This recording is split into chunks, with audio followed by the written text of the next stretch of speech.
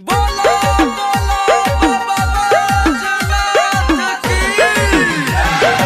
आप सुन रहे हैं सुगंध मंदार अगरबत्ती कंपनी की ओर से वतन प्रेमी की आवाज में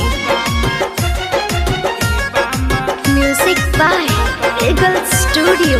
भोला पे जलावा ढारे के खातिर, भोला पे जलावा ढारे के खातिर करे छै बम मार।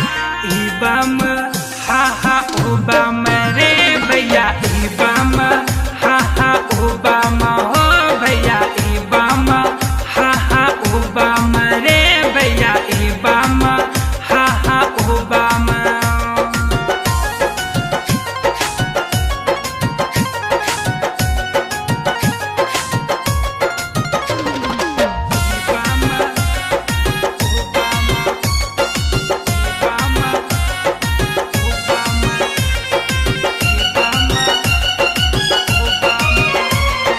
बड़े बड़े बाल वाले हिरन के चाल वाले मार करे में जबरदस्त लागे छै। जोरे जोरे ठेली का करा बहा बोली का डांट मारे छै, बड़ा मस्त लागे छै। हाँ हाँ, बड़े बड़े बाल वाली हिरन के चाल वाली मार करे में जबरदस्त लागे छै। जोरे जोरे ठेली का करा बहा बोली का डांट मारे छै, बड़ा मस्त लागे छै। भोला पे जलावा ढारै छै जखनी, भोला पे जलावा ढारै छै जखनी लागे छै ले दे जान।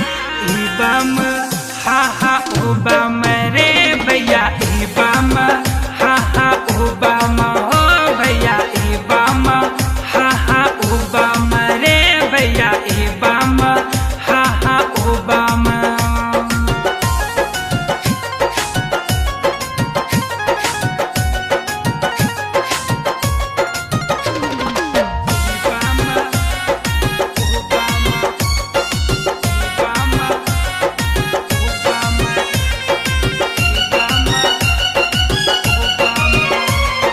मस्त गेरुआ पहन के जलवा उठा के चले छै, लागे छै ई कितना कूल।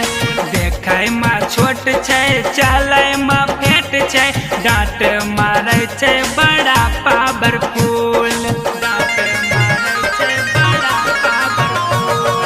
मस्त गेरुआ पहन के जलवा उठा के चले छै, लागे छै ई कितना कूल।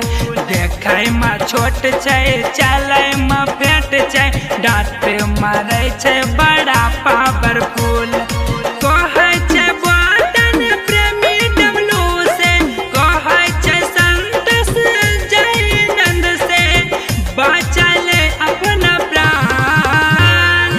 ई बम हा हा ओ बम रे भैया, ई बम हा हा ओ बम हो भैया, ई बम हा हा ओ बम रे भैया।